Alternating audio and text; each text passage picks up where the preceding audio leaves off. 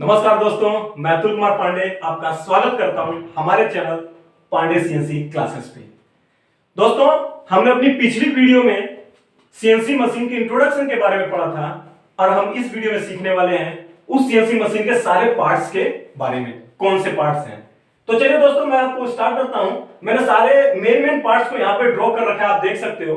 तो मैं सबसे पहले स्टार्ट करूंगा दोस्तों यहाँ हेड स्टॉक से। तो दोस्तों, ये हमारा जो बॉक्स है ये होता है हेड स्टॉक। इसमें क्या होता है कि जो हमारा मेन मोटर है, सीएनसी का main motor, with the help of this motor we run our spindle. ठीक है दोस्तों, तो ये हमारा स्पिंडल है और इसके अंदर फिट होता है हमारा मेन मोटर हेड स्टॉक के अंदर। वो क्या करता है, हमारे स्पिंडल को रोटेट करता है, मोशन देता है। With the help of spindle our chuck also rotate. तो ये इसका मेन काम होता है। तो हेड स्टॉक का इतना काम है दोस्तों, जो मेन जो हमारा मोटर होता है उसको अपने अंदर फिट करता है, फिट रहता है।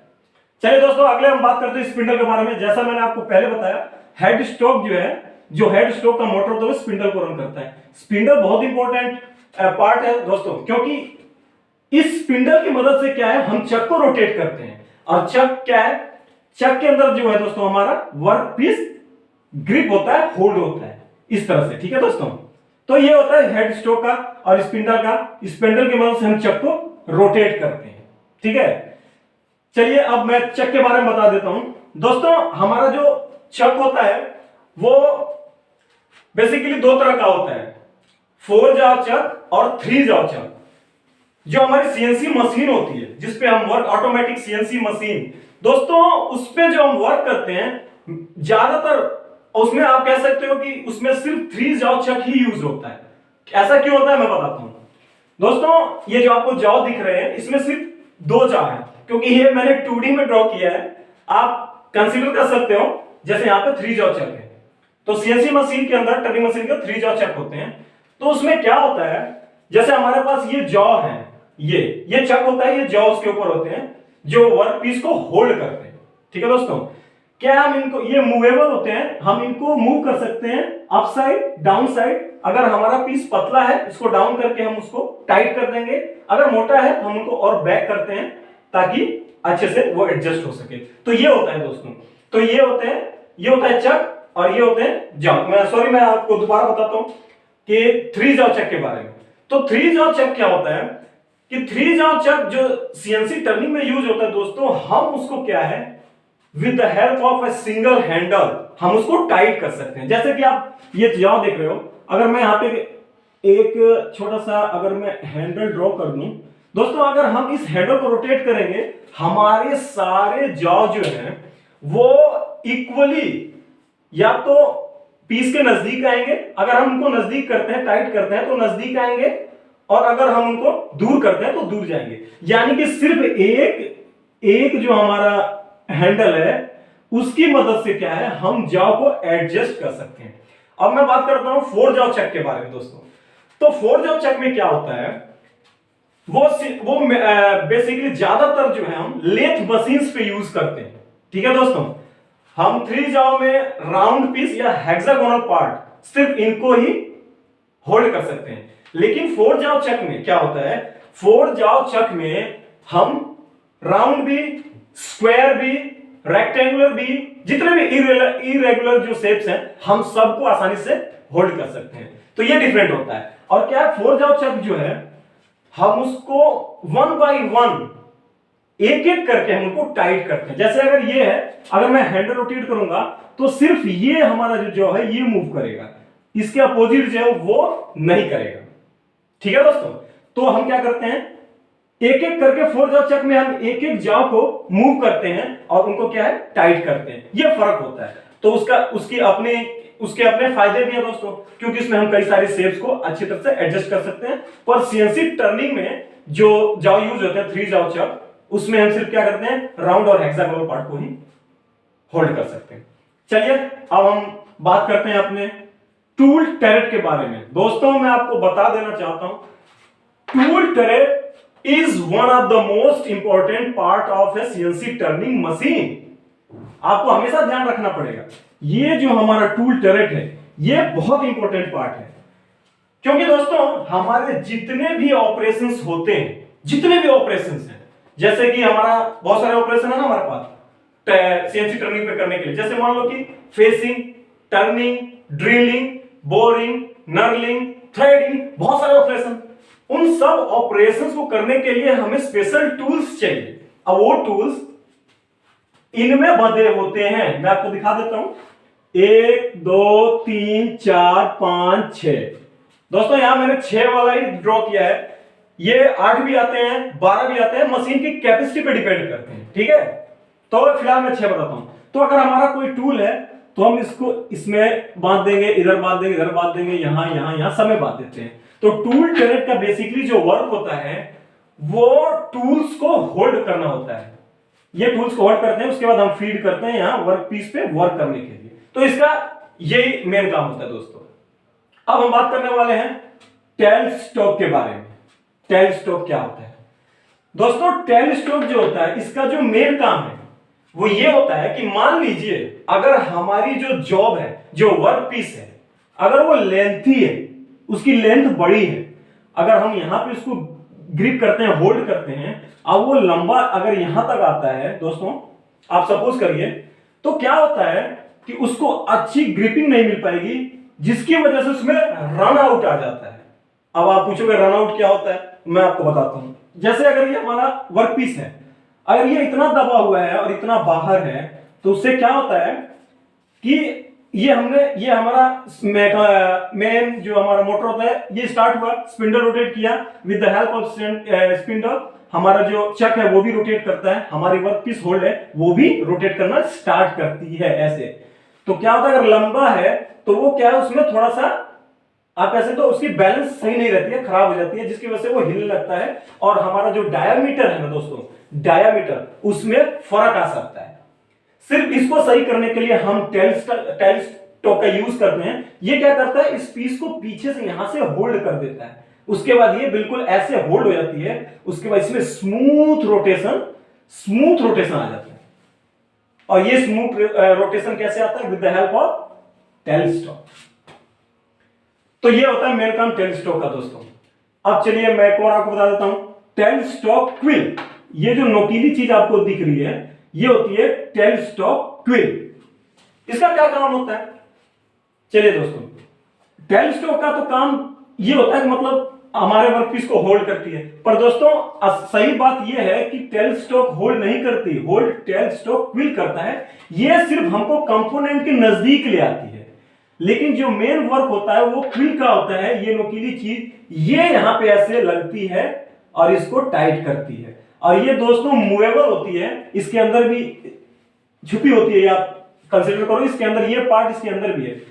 और हम क्या कर सकते हैं, इसको आगे और पीछे भी कर सकते हैं।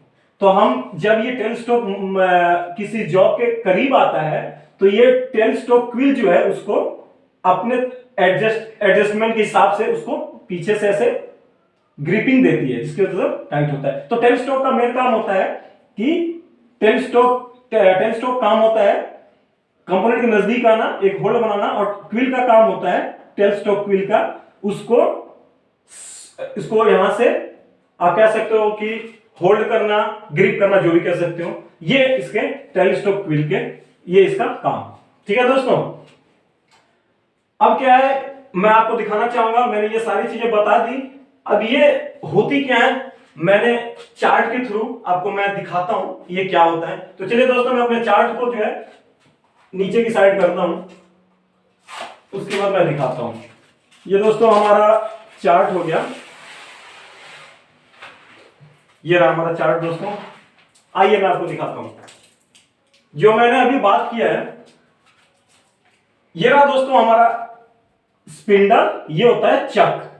ठीक है दोस्तों, मैं मशीन पे दिखा रहा हूं ताकि आप एकदम कॉन्फिडेंस हो जाए, हाँ हमने देखा है। ठीक है, तो ये और ये जो टरेट की मैंने बात करी थी अभी, गोल में बनाया था, वो ऐसे होता है। दरअसल मैंने इसको इस तरह से दिखाया था आपके सामने, ये देखिए, एक में इसमें होता है टूल, इसमें होता है, इसमें इस साइड भी अपोजिट साइड में जो हमें दिख नहीं रहा है, सब में टरेट में टूल बंधा होता है। और दोस्तों मैंने जो आपको बताया था टेल स्टॉक, ये इस साइड पे दिख नहीं रहा है, इसलिए मैंने आपको ड्रॉ करके दिखाया था। चलिए इसमें जो चीजें मैं बता देता हूं। दोस्तों मैं आपको ये बताता हूं कंट्रोल पैनल के बारे में। ये होता है हमारा कंट्रोल पैनल। दोस्तों ये सीएनसी मशीन का ब्रेन होता है। जो भी हम अपना जो भी प्रोग्राम है, जो भी कोडिंग है, जो भी एडिटेबल, जो भी चीज हम एडिट करना चाहते हैं, हम सब इसके अंदर करते हैं with the help of those keys. ये हमारी सारी कीज हैं, बटन्स हैं। ठीक है दोस्तों, इसके हेल्प से हम क्या है इसमें एडिट करेंगे, प्रोग्राम डालते हैं, जो भी करना है। मशीन के, इस मशीन के, ये जो मशीन है हमारी सीएनसी टर्निंग मशीन, इसके सारे एक्शंस, जो भी मशीन टूल्स हैं, वर्क पीस है, सब कुछ जो हैंडल करता है वो है हमारा कंट्रोल पैनल। कंट्रोल पैनल की हेल्प से हम जो है ये सब मशीन के सारे एक्शंस को हम क्या है, सारे एक्शंस को हम कंट्रोल करते हैं इन कंट्रोल पैनल की हेल्प से। अब देखिए दोस्तों, इसमें बहुत सारी चीजें हैं। मैं स्पेशल एक और वीडियो बनाऊंगा। ये क्लियर नहीं आ रही है, मुझे पता है। मैं इसको क्लियर यहां बना के सब बटन्स के बारे में, ये इमरजेंसी बटन होता है, इसमें ये क्या स्टार्ट बटन, ठीक है दोस्तों, ये बहुत सारे बटन है इसमें, ये ग्रीन रेड क्या है यहां दिखने का, मैं आपको पूरा डिटेल में बताऊंगा। तो फिलहाल के मैं इतना ही बताता हूं। अब देखिए दोस्तों, इसमें कुछ एक्स्ट्रा चीजें मैं आपको बता देता हूं, जैसे कि ये पाइप्स क्या हैं, what's the purpose of this pipes. In pipe का पर्पज क्या है यहां लगाने का। दोस्तों मैं बता दूं कि ये जो है कूलेंट पाइप्स हैं। जैसे हमारा वर्कपीस यहां पे है, ये टूल आता है, वर्क करता है, ये रोटेट करता है, ठीक है दोस्तों। तो इस पे क्या है, हीट उत्पन्न होती है, हीट प्रोड्यूस होती है, जिसकी वजह से क्या है हमारे टूल्स या वर्कपीस दोनों डैमेज हो सकते हैं, या टूल डैमेज हो सकता है या वर्कपीस, या आप ये कह सकते हैं कि दोनों ही डैमेज हो सकते हैं। तो इन डैमेज से बचने के लिए हम with the help of this pipe हम क्या करते हैं, हम कूलेंट, यानी कि ये पानी होता है, आप कह सकते हो, इसमें हम मिक्स करते हैं। वो आप अगर मशीन में जाओगे तो आपको, आप जब इंडस्ट्री में जाओगे तो आपको पता चलेगा क्या होगा, ठीक है ना। तो हम इस पानी से इसको क्या करते हैं, आप कह सकते हो ठंडा रखते हैं, क्योंकि अगर ये चल रहा है, जॉब चल रहा है, और ये हमारी इस पे बार बार कटिंग कर रहा है, बार बार कटिंग कर रहा है, तो हीट उत्पन्न होगी ना, वो हीट तो प्रोड्यूस होगी। उसे कम करने के लिए हम क्या करें, कूलेंट का यूज करें। चलिए दोस्तों, मैं और आपको बता देता हूं। यहां अगर आपको दिख रहा हो तो ये पैडल्स होती हैं, पैडल्स। दोस्तों आपको क्लियर नहीं नजर आ रहा तो मैं दोबारा बता दूंगा। पैडल्स होती हैं, ये पैर से हम प्रेस करते हैं, ठीक है दोस्तों, हम इनको अपने पैर से प्रेस करते हैं। इनका क्या काम होता है, ये जो हमारे चक है ना, जो मैंने अभी बताया जो जाव मैंने बताया, 3 जाव चक, 4 जाव चक। तो जाव जो होते हैं ना दोस्तों, उनको, अगर ये हमारा पीस है, ये जॉ है, तो ये ऐसे पकड़ने के लिए जो है हम पैडल्स का यूज करते हैं। एक बार दबाएंगे ये तो इसको होल्ड करता है, और उसको अगर हम दोबारा दबाते हैं तो ये क्या करता है, अनहोल्ड कर देता है, ठीक है दोस्तों।